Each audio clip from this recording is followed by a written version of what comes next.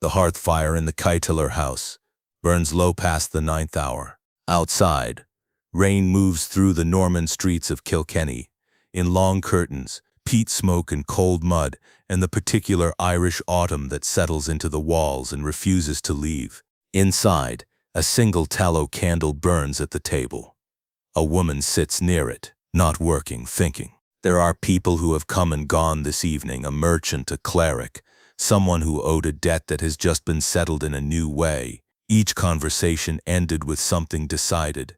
She knows how to conduct a room where the terms are being set by the person with the better resources. She has done it before. She will do it again in a different country within the year. Across the stone floor, a younger woman moves through the quiet work of a household at evening. She tends the fire. She clears the cups. She does not know yet. What is being arranged in this room will determine which of them survives the next 14 months, and which of them burns. This is not a story about witchcraft.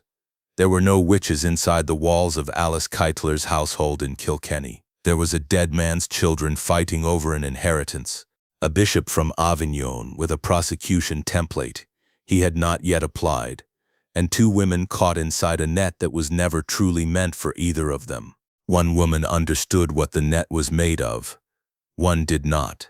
This is the story of the woman who had nothing to negotiate with. She had no exit. Before we step inside the stone walls of Alice Kyteler's inn in the autumn of 1323, drop a comment with your city and country. We want to know where in the world you are watching from tonight. Hit subscribe if you have not already, and join us at Velours Spectre. You are watching Velours Spectre, premium dark history documentary. Kilkenny in the early 14th century is a colonial economy built on top of a dispossession. The Normans arrived in Ireland in 1169, 150 years before this story begins, and they built their settlements on confiscated Irish land, with English law as the enforcement mechanism and the Catholic Church as the administrative partner. By the early 1300s, Kilkenny functions as a processing hub for the English colonial project, a stone castle, a cathedral under construction, a merchant class of Norman and Flemish descent controlling the trade routes, native Irish pushed into the subsistence margins. The whole arrangement runs on a single operating principle. Those with legal standing inside the English colonial framework survive. Those without are processed accordingly. Petronilla de Meath is a maidservant inside this machinery. She works in the household of Dame Alice Kyteler, the wealthiest woman in Kilkenny, 4 times widowed, the accumulated beneficiary of 4 estates and 4 sets of stepchildren who believe the wealth should have passed to them instead. Alice is Flemish by descent, fluent in the mechanics of English colonial law, and by the early 1320s she has built a household that functions as a small enterprise, a money-lending son, a network of patrons and debtors, a property portfolio. The stepchildren have been contesting in the courts for years. It is those stepchildren who activate the next phase. In 1323 they bring their grievances to the Bishop of Ossory. Richard de Ledrede is newly arrived from the papal courts at Avignon, where continental anti-heresy doctrine had been formalized into a repeatable prosecution protocol over 3 decades of refinement. He has watched this machinery operate on the continent. He arrives in Kilkenny diocese with the protocol in his possession and no appropriate subject yet identified. The stepchildren change that, according to Bernadette Williams, writing in History Ireland in 1994, the accusations they brought against Alice Kyteler constitute a near-complete inventory of continental heresy doctrine, poisoning of previous husbands through sorcery, nocturnal rituals at crossroads, sacrifice to demonic entities, and sexual transgression with a spirit called Robin Artisan. Whether the stepchildren believed these accusations, or simply understood what kind of charge would command a bishop's full attention, the historical record does not clarify. Petronilla de Meath enters the historical record as a name attached to a crime she did not commit, in a case assembled to destroy someone else. Her surname tells us something. She came from Meath, a county to the north of Kilkenny, which places her as a woman who arrived in the city from outside it, recruited, perhaps, or referred, or simply one of the many young women from the Irish countryside for whom domestic service in a prosperous English colonial household was the most stable employment available. She is listed in Ledrede as chronicle as Alice Kyteler's maidservant. She is approximately 24 years old when the accusations begin. She is not a peripheral figure in the Kyteler household. She has been there long enough to know the routines, the storeroom inventories, the names of every merchant and cleric and visitor who passes through the stone corridors. She knows what is prepared in the kitchen. She knows what is kept in the rooms that stay locked. She knows things about the household that the accused woman would prefer remained inside those walls. This is not incidental. This is why she is on the list. What Ledrede's chronicle does not record, because it had no interest in recording it, is what Petronilla looked like. The color of her hair in the low light of the hearth, the sound of her voice moving through the stone rooms, the particular way she carried herself through a house that was not hers, performing the 1,000 daily tasks that kept a wealthy woman's household running. What survives is the deposition, the confession, and the date of her death. Everything else, the weight of who she actually was, passed out of the official record with her. Petronilla de Meath is still employed in the Kyteler household in early 1324 when the bishop's prosecution begins moving from accusation to procedure. The process takes approximately a year to reach critical velocity. And in that year, the political landscape around the case shifts in ways that will prove decisive. At first, the local secular authorities resist. The Seneschal of Kilkenny, Sir Arnold Lepore, a powerful Anglo-Irish magnate with connections to the Kyteler family, refuses to assist with the arrest. Ledrede excommunicates him. Sir Arnold retaliates by having the bishop himself imprisoned on charges of disturbing the peace of the colony. For 9 weeks in 1323, it is the bishop, not the accused, who sits in custody. He uses the time to draft escalating correspondence to the Archbishop of Dublin and to Rome. The secular authority blinks first. By early 1324, the balance has shifted. Ledrede has ecclesiastical backing, Roman correspondence in hand, and the momentum of an institution that has been waiting for this kind of test case. Alice Kyteler, who has been watching the machinery assemble itself, reads the situation with the clarity of someone who has survived 3 husbands' estates. She understands what is happening. She understands more specifically that she has reached the point where the English colonial legal network that has protected her for decades. She begins making arrangements. Her son William Outlaw negotiates separately. He is a moneylender, a man fluent in the calculus of transaction and liability. The price of his freedom is set at his own public penance and a material donation. He will finance the lead roofing of St. Canice's Cathedral in Kilkenny. The deal is accepted. He walks out. Alice Kyteler leaves for England sometime in early 1324. She travels quickly and quietly. She does not take everything. She does not take Petronilla, the woman who had built a legal fortress around herself over 30 years of contested estates, left her maidservant in the path of the only element in the prosecution that still required a human body. Petronilla had no currency the bishop needed. She had only her proximity to the accused and her willingness, under sufficient pressure, to confirm what he already needed to hear. Petronilla de Meath is in custody by spring of 1324. The charges against her are framed as complicity, not the principal offender but the instrument. She is accused of preparing the sorcery potions, of participating in the nocturnal gatherings, of providing the household knowledge that enabled the heresy attributed to her employer. The woman whose name leads the original indictment, Alice Kyteler, is no longer in Ireland.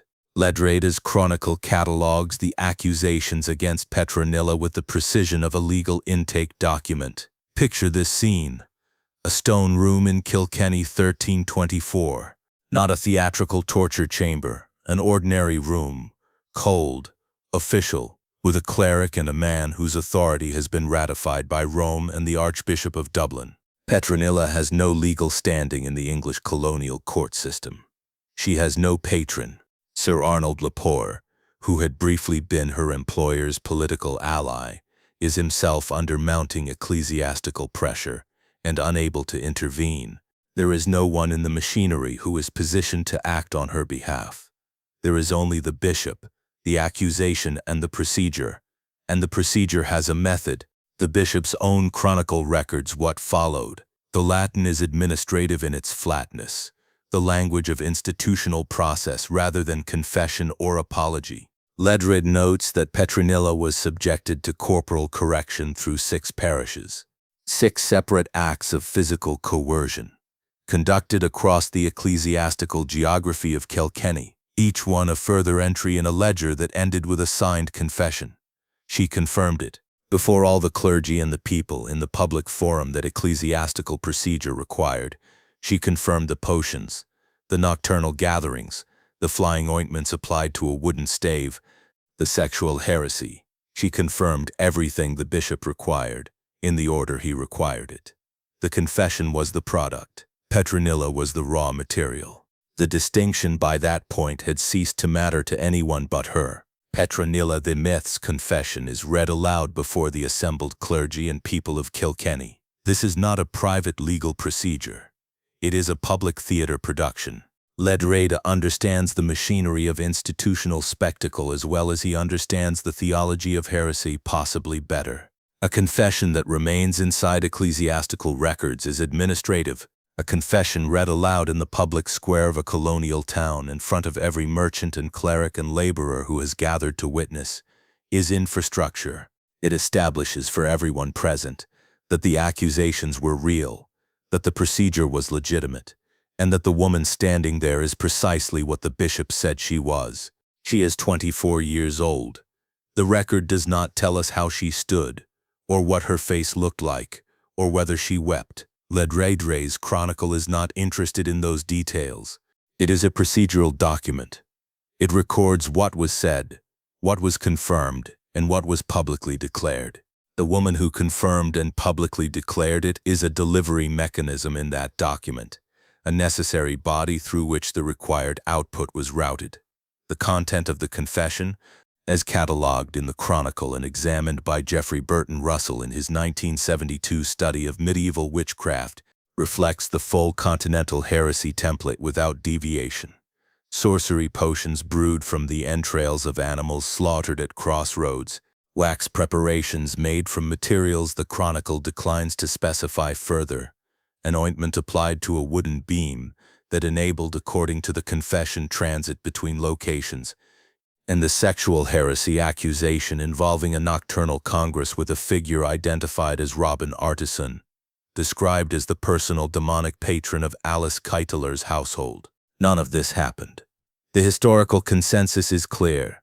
What happened was a maidservant who knew too much about the household, who had no patron and no exit and no currency, being subjected to prolonged corporal coercion across 6 parishes until she repeated whatever the bishop needed her to repeat, in the precise sequence and terminology required by the continental prosecution template. The confession is a document about the limits of what a human being can endure under institutional pressure.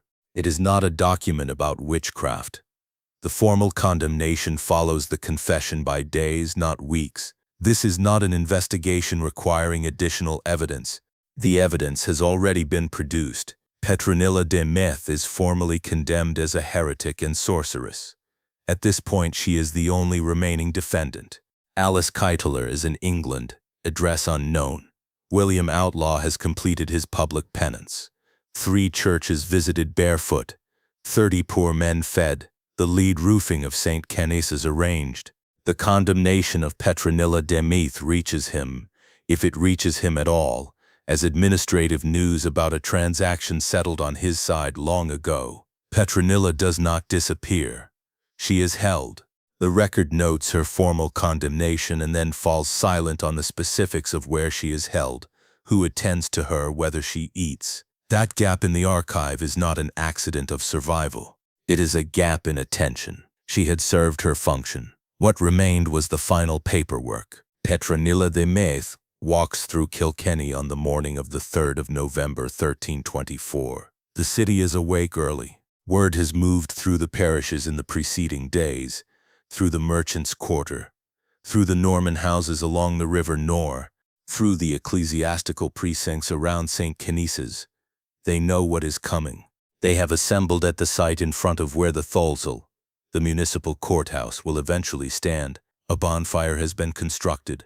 The timber is stacked in the configuration this kind of event requires. This is not an improvised act. It is an engineered spectacle, the final public component of a prosecution that has been under construction for more than 14 months. Consider the physical reality of this morning. The streets of Kilkenny in November are narrow, cold, open to the wind that comes through the passes from the inland hills. The walk from the ecclesiastical custody facility to the Tholsel site passes through the commercial quarter of the city. Every building she walks past is one she has walked past before, running errands, moving through the city that was not her home county but had been her home. The city looks the same. The city has decided something about her and continued regardless.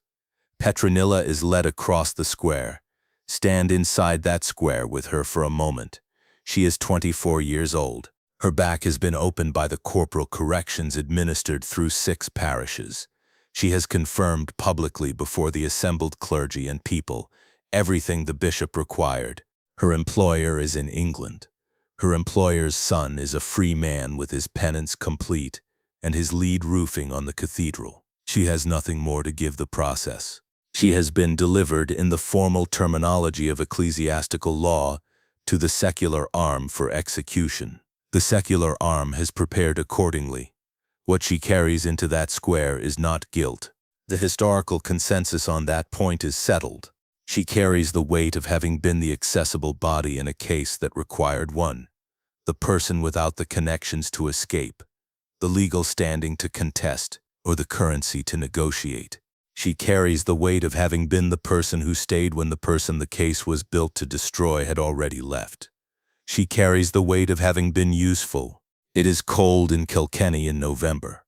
The sky over the River Nore in early winter is a specific gray, the gray of Atlantic weather moving inland, of rain that cannot decide whether to fall or simply descend as a pressure against everything below it.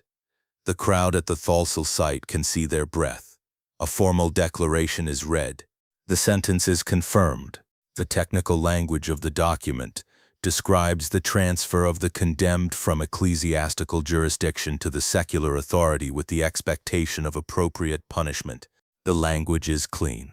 It has been drafted and refined across decades of continental procedure to remain clean. The flames are lit. What happens in the minutes that follow is implied in the historical record rather than described. Ledrede's chronicle does not linger. It records the date, the location, the sentence carried out. Then it moves to the next administrative matter. One detail passes from that morning into local memory and remains there across the following centuries, transmitted through oral record, that as the flames rose, Petronilla de Meath cursed the town. She named it. She predicted its destruction. Whether she said this, in what words, whether anyone standing close enough to hear accurately recalled it later, what the record confirms is only the date. The 3rd of November, 1324, the first person burned to death for heresy in the history of Ireland. After the bonfire is extinguished, the square empties. The city continues. The bishop files his reports. 2 years after the bonfire in Kilkenny's public square, Pope John XXII issued the papal bull Super Ilia Specula. The year was 11326. The document formally equated witchcraft with heresy across the full jurisdiction of the Catholic Church, codifying in permanent church law the legal move that Ledrede had rehearsed in Kilkenny. The timing is not coincidental. The Kilkenny prosecution had provided a working model, a complete run of the continental protocol from accusation through forced confession through public execution, conducted without triggering a successful political counterattack. The machinery had been tested. It now became infrastructure. The 3 centuries of European witch trials that follow the mass condemnations in Germany, Scotland, France, and eventually the American colonies, trace their legal architecture back to a formula first successfully deployed in a Kilkenny square in November 1324. Sir Arnold Lepore, who had briefly imprisoned the bishop and briefly protected the accused, was himself arrested on heresy charges in 1326. He died in custody. Alice Kyteler disappears from the English record after 1324. She is never found. Hannah Arendt, writing about the trial of Adolf Eichmann in 1963, described how institutional evil operates, not through monsters, but through bureaucrats who follow procedure and experience their actions as administrative rather than moral. The machinery does not feel like evil from the inside. It feels like paperwork. The lesson is not new. Every political system that has needed a body to make a procedure feel legitimate has looked for the person with the fewest resources to resist. The Roman purges used the same logic. The Stalinist show trials used the same logic. The institutional sacrifice of the powerless to protect those with the means to survive is not a feature of the medieval world. It is a mechanism available, repeatable, and reached for regularly across the span of recorded history. Alice Kyteler's Inn still stands in Kilkenny. It is a restaurant, a venue for ghost tours that attribute the haunting to Lady Kyteler herself. Petronilla de Meath has almost no memorial. In 1979, the feminist artist Judy Chicago set a place for her at the dinner party installation. Apart from that, nothing. The rich woman's house is still open for business. The servant has no monument. Thank you for watching all the way to the end. If this story showed you something about how power decides who pays the price for its own survival and how a system can call that justice, subscribe, hit the like button, and share it with someone who should hear Petronilla's name.